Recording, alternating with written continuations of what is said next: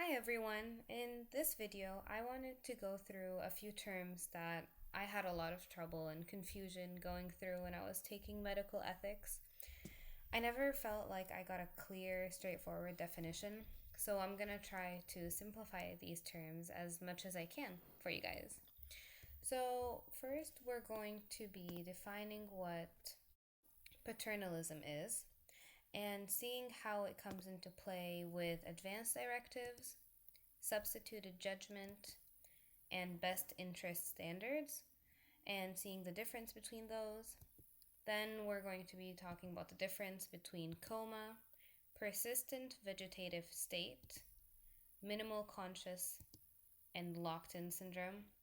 And the last thing I'm going to talk about is the difference between physician assisted suicide and euthanasia. So, first, paternalism is the belief that certain medical decisions are best left in the hands of someone other than the patient, and this is usually the doctor or a family member. And this happens even if it goes against the patient's explicit, competent preference. And an important part here is to underline the word competent. So this means that they're aware of their surroundings, aware of what's going on, and their medical condition. So, advanced directives is writing down the patient's wishes while they're still competent. So, for example, if someone finds out that he or she has a certain disease and it's only going to affect them when they get older, he might write or have someone write for him what he wants to happen if he gets to a state of incompetency. So, a state where he isn't able to make decisions for himself. Substituted judgment is when the patient's absent. So, this is any type of situation where the patient is just not there or is not able to make the decision. The family members and healthcare providers step in and determine what they believe the patient would most likely want.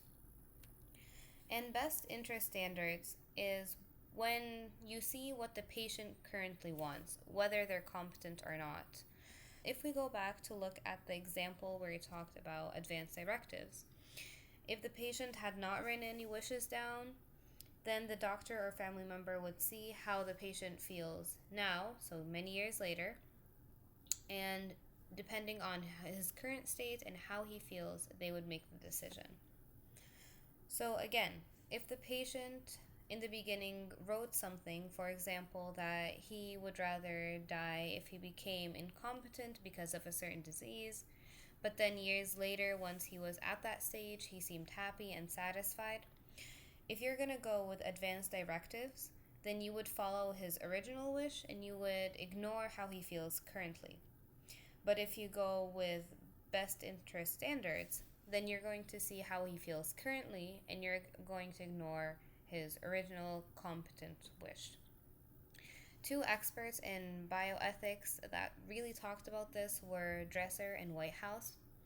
And they saw that there was a hierarchy where first you had advanced directives, then substituted judgment, and then best interest. And they really believed that best interest should be taken into more consideration. And that, in fact, there shouldn't even be a hierarchy at all. And the main reason they believed this is because they said even if the patient might not be quote unquote competent, they still have feelings and thoughts and emotions, and that should definitely be taken into consideration.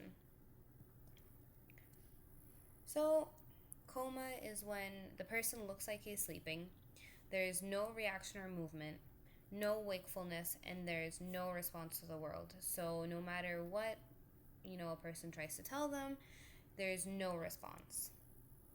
Persistent vegetative state is when through MRI scans and stuff you can see that there's regular sleeping and waking cycles in the brain, but there's still no interactions with the environment and no purposeful responses or awareness. So sometimes you'll see like they might moan or smile, but it's all reflex. Minimally conscious is when, again, there's still waking and sleeping cycles, and there's a little bit of awareness, but not as much. The main thing is that you can see deliberate behavior. So in persistent vegetative state, there's no behavior that's purposeful, but then in minimal conscious, there is deliberate behavior. And in this, the MRI scans do show that there's brain activities when certain things are said to them or as a response to something. But the last thing is that competency is still unclear. The level of it and a lot of that's just another big situation. But main thing to take away is competency is still unclear. The last thing is locked-in syndrome. So locked-in syndrome, again, you have the regular waking and sleeping cycles. This time there's full awareness and conscious, but there's complete paralysis of the voluntary muscles. And because of that, communication is possible, but it's really, really difficult. The last thing is physician-assisted suicide and euthanasia. So physician-assisted suicide is when the doctor gives a patient an overdose of a prescription. They just simply prescribe it, but then the patient decides when, where, and whether at all to even take it. Euthanasia, on the other hand, is when, with the patient's consent, the doctor injects a certain medicine into the patient. So the patient signs a paper, usually it's more than once, and then the doctor is the person to inject it. This is also called mercy killing, and there's a lot of controversy about these two, and the laws for each of them completely vary from one state to another. Some allow one but not the other, some don't allow either, so it just really depends.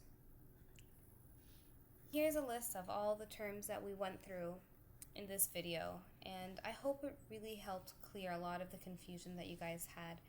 Let me know if there's any other terms that you would like me to cover, and yeah, best of luck studying.